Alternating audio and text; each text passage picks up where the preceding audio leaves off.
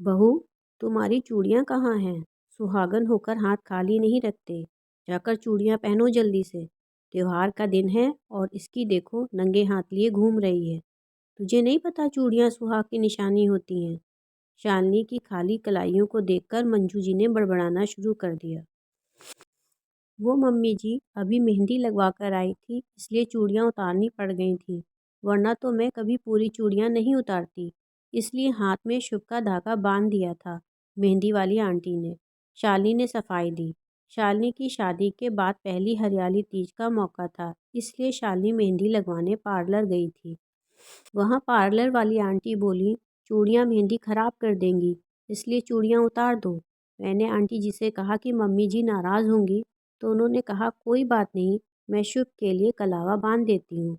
सब बहुएं ऐसे ही मेहंदी लगवाती हैं। और फिर शालिनी मेहंदी लगवाकर घर आ गई। ये तुम्हारे नए ज़माने के चोचले हैं।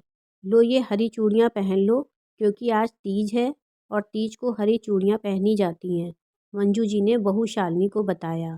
अब तो मेहंदी भी सूख गई है, अब मेहंदी भी खराब नहीं होगी। अब तक मंजू जी का गुस्सा थोड़ा शांत हो गया था। मंजू जी की बातें सुनकर शालिनी ने जल्दी से चूड़ियाँ पहन ली। लेकिन मम्मी जी, विदेश में रहने वाली शादीशुदा महिलाएं भी तो चूड़ियां नहीं पहनती हैं, चाहे वो भारतीय हो या फिर विदेशी। उनके सुहाग की निशानी का क्या? हे भगवान, इस लड़की में तो अपने रीति रिवाजों को लेकर बिल्कुल भी अकल नहीं है। कैसे समझाऊं इसे? मंजू जी फिर झुंझलाईं। दूर बैठी मंजू जी की सास ये सब देखकर हंस रही थी। उन्होंने शिवानी को अपने पास बुलाया और बोली, बहू, ये विदेशियों की बातें तो हमें समझ नहीं आती। हम तो अपने रीति रिवाज ही जानते हैं और उन्हीं को अपनाते हैं। हमारे यहाँ विवाहित महिलाओं का चूड़ियाँ पहनना शुभ माना जाता है। देखो ये चूड़ियों से भरे हाथ कितने अच्छे लगते हैं।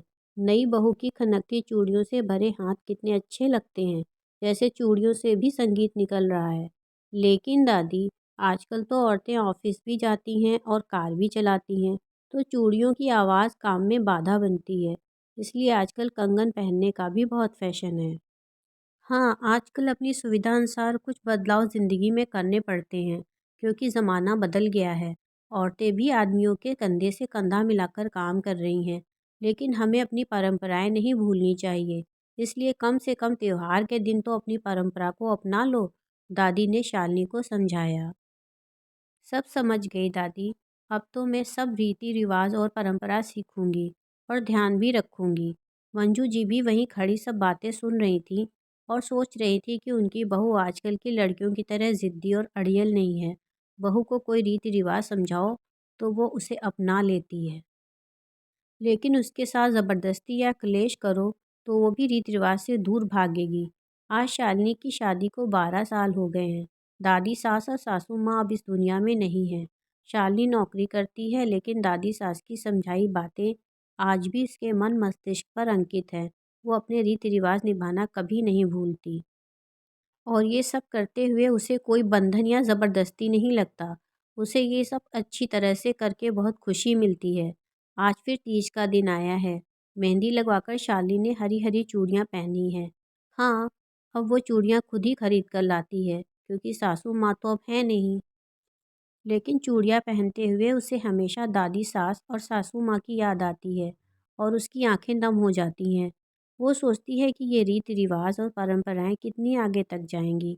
उसकी आने वाली बहू ये सब मानेगी या फिर नहीं मानेगी, लेकिन जब तक उसके वश में है, वो ये छोटी छोटी परंपराएं निभाती रहेगी। मित्रों, कहानी सुनने के लिए दिल से धन्यवाद। अगर आपको मेरी ये कहानी पसंद आई हो तो कृपया मेरे चैनल को सब्सक्राइब करें।